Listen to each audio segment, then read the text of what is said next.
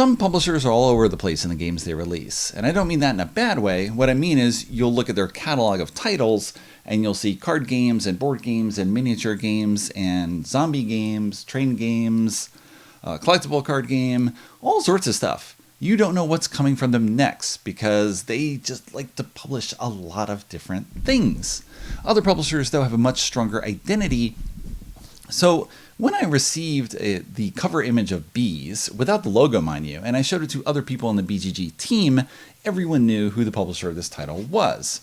Next Move Games, which is owned by Plan B, and that is thanks to the strong work by graphic designer Chris Williams, as well as owner Sophie Gravel, who's got a very particular approach to how they do images on their titles. I think I can hold one more. There we go.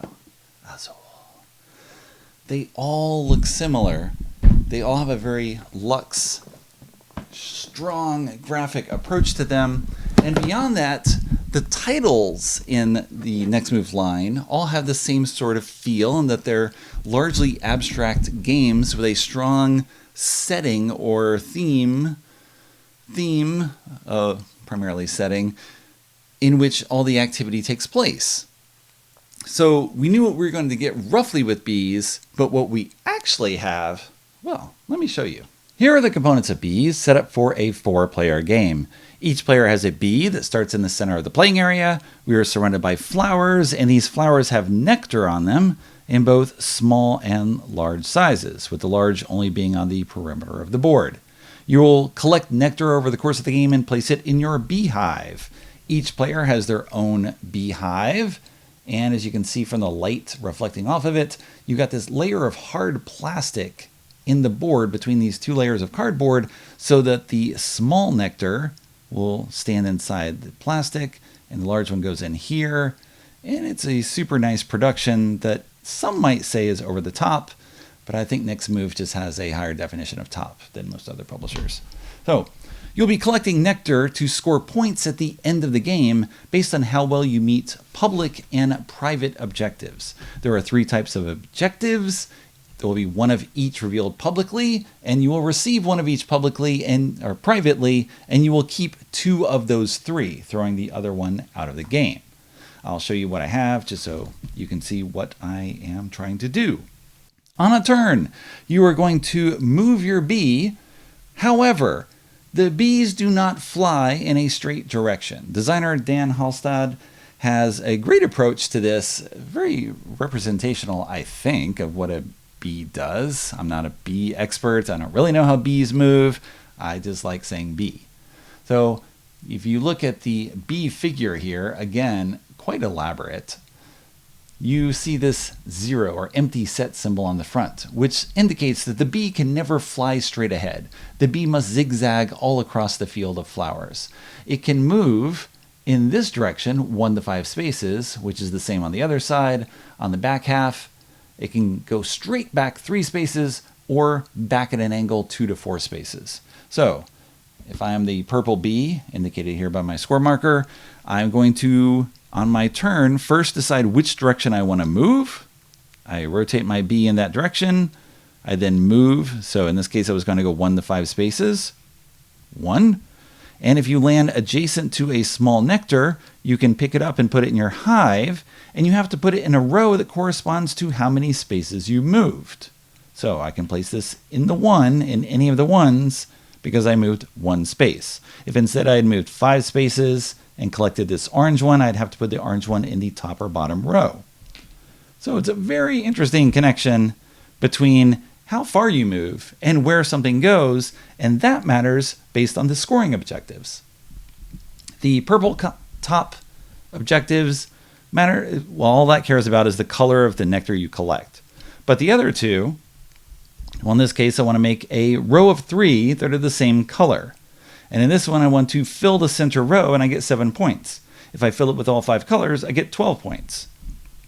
On my next turn, I could do something like move 1 space in this direction and collect this blue, and 1 space in this direction and collect this blue.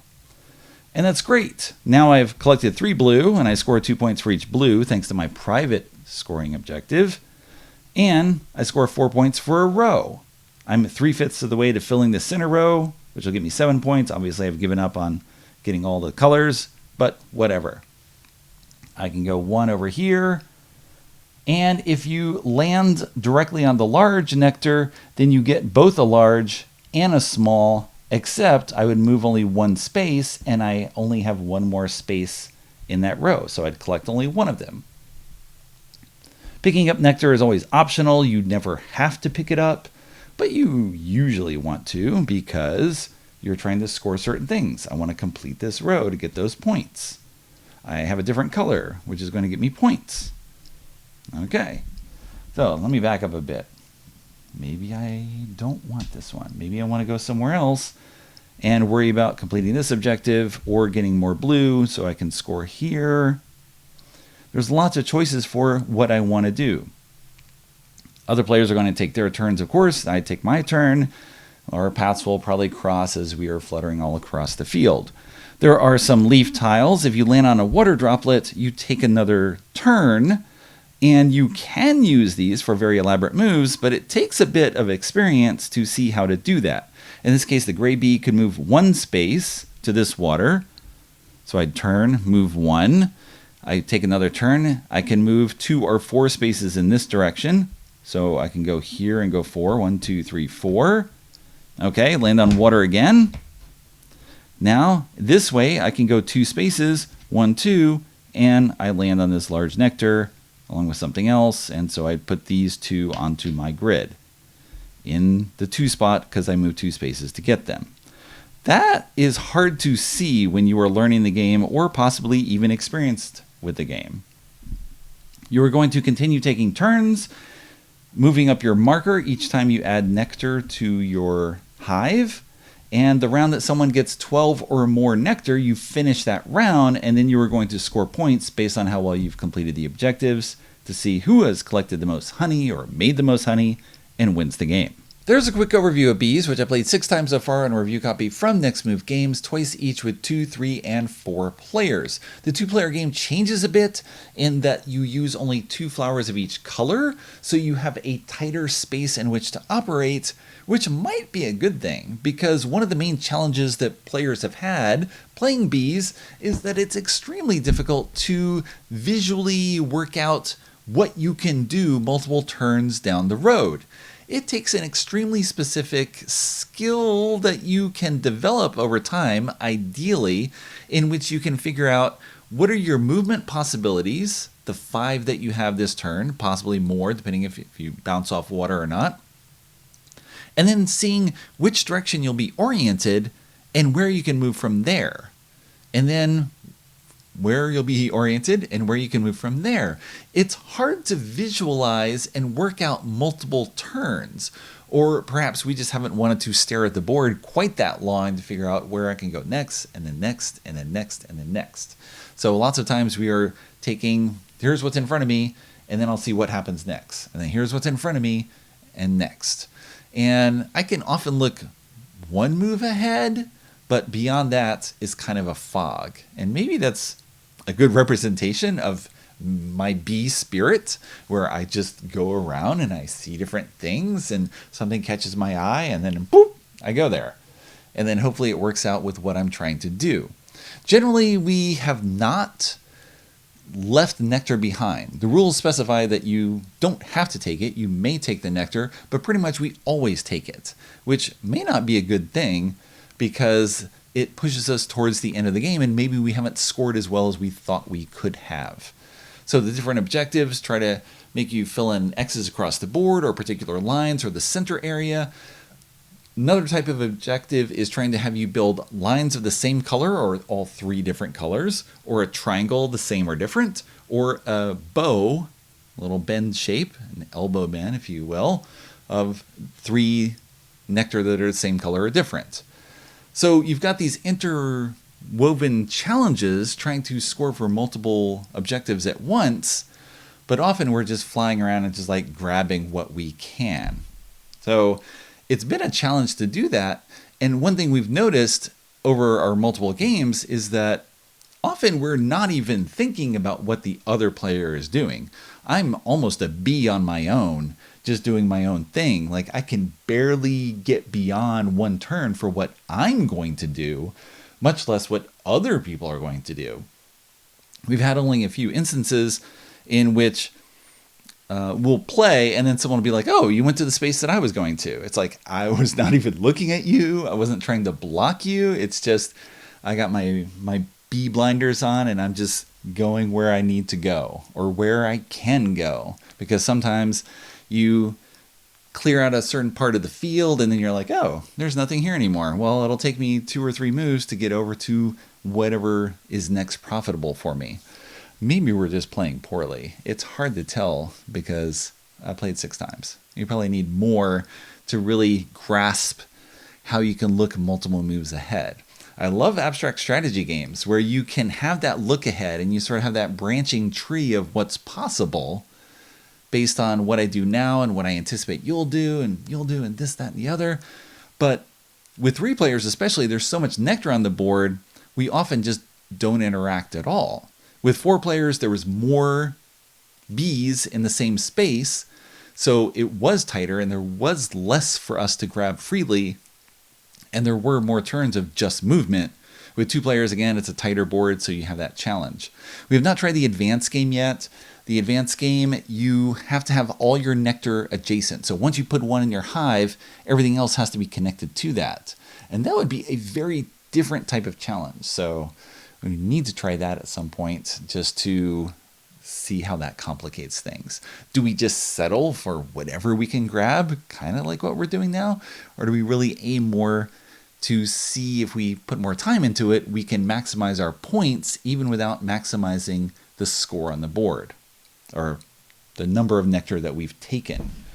One interesting element, despite the elaborateness of this board, is that there are no numbers at the top of the board. So we know this is 12, this is 0, middle is 6, but we often find ourselves having to count and move along as we're adding things. You're only going to add 1 or 2 nectar to your board at a time, and yet often we forget to move the marker, and then we have to count again. Oh, how many do we have again? We've got 7 now? Okay, all right, now we go here. And then we forget to move that marker ahead. I don't know if numbers would have helped push us to just keep track of that a little bit more. It's a little surprising not to see the numbers there, but maybe it would destroy the aesthetics of the hive. So next move decided not to do that. Speaking of aesthetics, let me show you one other element of Beez, particularly the packaging inside the box. Inside this graphically detailed box is an incredibly equally detailed insert. Once you punch out the tiles, you put the frame cardboard underneath this to help hold everything up and support the middle. You are going to pack the cards on the bottom. You pack the scoring markers in the side here, very specific. You are going to put the large nectar here, the small nectar here, and you can organize everything with as much time and care as you would like. This is a very long process, and I won't put everything away. The scoring pad goes in the middle. All the tiles then go here. Let's see if I can do this upside down. All right, everything gets organized, held in place. These are not going to move because once you have filled these, you're going to put the beehives on top of them to hold them down. You have this 2-level plastic piece to hold the bees in place. They go at an angle, so they fit nicely, and they will fit here, and everything will be tightly packed inside the box, not moving at all when you shake it. You'll pull this out again because you've got 4 hives, and it fills everything to the top so that nothing will move when you shake it. Thing is, this is very much not my style. I generally don't put this away. My fingers are a little big. I can't get these out as easily. So again, perhaps it works better for you than for me. My tendency is usually just put the box on the edge of the table and just sweep everything into it. So once I finish with this overview, this insert's going away, and we'll just sweep everything in from that point on, especially since I want to make room for the butterfly expansion. I haven't yet used the Fly Butterfly expansion, but that's mostly because I prefer to explore the challenges and variability of a base game before I add something else to it. Usually the first game or two that you play something, you're just learning the rules and seeing how things work, and you're thinking about that a lot, and then you start internalizing it more and you're not remembering the rules, you're just playing the game. And as much as I enjoy learning new games, I much prefer playing the game without having to think about what's legal and what's not legal. And there's usually something you miss to begin with. We played the first couple of games without noticing the water droplet rule. So it's a small element. It doesn't often come into play, but it's there so that you can use it. And now we've played more with that. And now I can hopefully get better. And then maybe down the road, I can introduce the butterfly expansion, which consists of 3 tiles that show a butterfly in the middle of them. You'll replace 3 leaf tiles in the base game. The base game, by the way, comes with 5 tiles. You need 3 for the hexagonal arrangement that I used in the overview, but you can add all 5 and then you have slightly different arrangements that you can make, where the rules suggest a couple, but of course you can arrange them how you wish when you're playing at home. No one is going to stop you. But you're going to replace 3 leaf tiles with these, and then you place a butterfly token, which is like the bee tokens. Very elaborate there. Light reflecting off those wings. And when you land next to the butterfly, you get to move one of the nectars in your hive to a different location, which is great, since, of course, you often score based on the arrangement of the nectar in a particular arrangement or a color arrangement or whatever it is. Then you'll move the butterfly to one of the other tiles, and so if you want to use that power again, you gotta make your way over to that butterfly and say hi once again.